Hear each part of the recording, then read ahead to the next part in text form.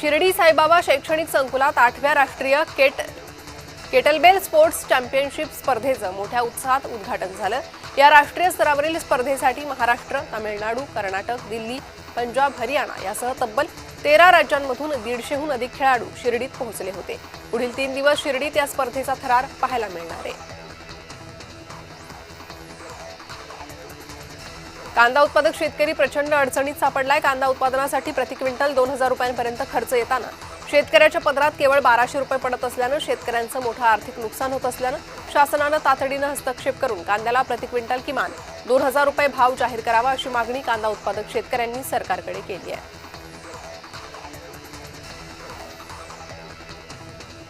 सांगलीमध्ये मान्सूनपूर्व पावसानं जोरदार हजेरी लावली। उकाड्यानं हैराण झालेल्या सांगलीकरांना या पावसामुळे दिलासा मिळाला। बाजारपेठेमध्ये विक्रेत्यांची मात्र या पावसामुळे तारांबळ उडाली। 4 चाकी वाहून नेणाऱ्या कंटेनरला भीषण आग लागल्याची घटना संगमनेर शहरालगतच्या नाशिक-पुणे महामार्गावर घडली। धावत्या कंटेनरला आग लागल्यानं काही काळासाठी वाहतूक ठप्प झाली होती। आषाढी यात्रेच्या पूर्वतयारीबाबत बैठक संपन्न झाली। भाविकांना तात्काळ सुविधा उपलब्ध व्हाव्यात यासाठी पालखी मार्ग आणि तळांच्या ठिकाणी तसेच पंढरपूरमध्ये गतवर्षीपेक्षा 1.5 पट अधिक सुविधा उपलब्ध करून देण्यात येणार असल्याचं जिल्हाधिकारी कार्तिकेयन एस यांनी सांगितलंय। सोलापूर रेल्वे स्थानकावरील तिकीट खिडकी आणि चौकशी कक्षासमोरील जीर्ण पीओपी छत अचानक कोसळल्याची दुर्घटना घडली। सुदैवानं घटनेच्या वेळी मोठी गर्दी नसल्यामुळे दुर्घटना टळली आहे, परंतु काही प्रवासी किरकोळ जखमी झालेत। किल्ले रायगडावर शिवप्रेमींवर तंबूत राहण्याची वेळ आली आहे। राहण्याच्या सुविधा उपलब्ध नसल्यानं हजारोंच्या संख्येत आलेल्या शिवप्रेमी आणि पर्यटकांना तंबूत राहावं लागतंय। शिवराज्याभिषेक सोहळ्याला लाखोंच्या संख्येनं शिवभक्त किल्ले रायगडावर पोहोचले। राज्याभिषेक सोहळ्याकरिता पोलिसांचा कडेकोट बंदोबस्त तैनात करण्यात आलाय। रायगडच्या पोलीस अधीक्षक अंचल दलाल यांनी याबाबत माहिती दिली आहे। 1198 पोलीस कर्मचारी, 150 पोलीस अधिकारी, 3 RCP, 1 SRP company team, drone control team यासह अन्य अधिकारी वर्ग शिवभक्तांच्या सुरक्षिततेसाठी तैनात असणार आहे। पालघरमध्ये अवजड वाहनाच्या धडकेत डेंटिस्ट डॉक्टर तरुणीचा जागीच मृत्यू झालाय। मयत डॉक्टर बोईसरच्या कृष्णानगर परिसरातील रहिवासी असल्याची माहिती मिळाली आहे। शिवराज्याभिषेक सोहळ्यासाठी लाखोंच्या संख्येनं शिवभक्त किल्ले रायगडाच्या पायथ्याशी पोहोचले। या सोहळ्यात सहभागी होण्यासाठी संभाजीराजे छत्रपती देखील किल्ले रायगडावर पोहोचले होते। वनोजा गावात पाण्याच्या शोधात माकड गेल्या 2 दिवसांपासून विहिरीत पडलंय। वन विभागाच्या मदतीनं माकडाला सुरक्षितरित्या विहिरीच्या बाहेर काढून निसर्ग अधिवासात सोडण्यात आलंय। शिवसेना नेते राजाभाऊ आहिरे यांनी रस्त्यावरील खड्ड्यात बसून आंदोलन केलंय। चांदवड शहरातील रस्त्यांची दुरवस्था असल्यानं धुळीचं साम्राज्य निर्माण झालंय, त्याची दुरुस्ती करावी अशी मागणी करणारं निवेदन आहिरे यांनी नगर परिषद मुख्याधिकाऱ्यांना दिलंय।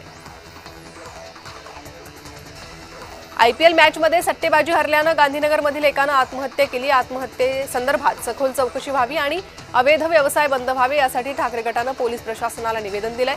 गांधीनगर आणि पंचक्रोशीतील गावातील युवा पिढी सट्टेबाजीच्या नादात बर्बाद झाली आहे। अन्न आणि औषध प्रशासन विभागानं आयुक्त तुकाराम मुंडे यांनी केलेल्या कारवाईच्या निर्णयांचे दूध उत्पादक शेतकऱ्यांनी समर्थन केले। धाराशिव जिल्ह्यातील दूध उत्पादकांनी मुंडे यांच्या समर्थनार्थ फटाक्यांची आतषबाजी केली।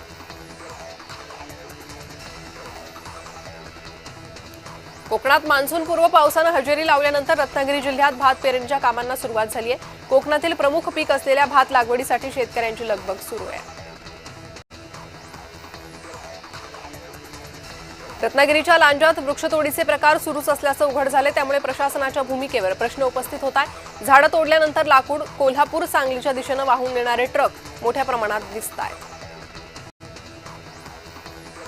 बीडच्या माजलगावमध्ये कर्जमाफीच्या निर्णयाची अखिल भारतीय किसान सभेनं होळी केली। सरकारकडून शेतकऱ्यांची फसवणूक झाल्याचा आरोपही किसान सभेनं केला। वर्ध्यात दूध संकलन सुरू करण्याच्या मागणीसाठी मूक मोर्चा काढण्यात आलाय। विविध सामाजिक संस्थांचा आणि दूध उत्पादक शेतकऱ्यांनी मोर्चात सहभाग घेतला।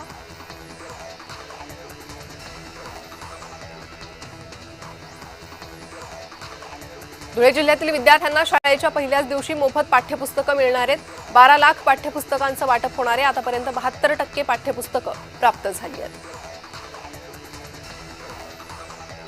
चिंचवडच्या यात्रेत मेड इन पाकिस्तान वस्तूंची विक्री होत असल्याचा दावा करणाऱ्या एका व्हिडिओमुळे खळबळ उडाली आहे। महिलेने यात्रेतून खरेदी केलेली चादर धुतल्यानंतर त्यावर मेड इन पाकिस्तान असा उल्लेख आढळल्याचा दावा करण्यात आला आहे।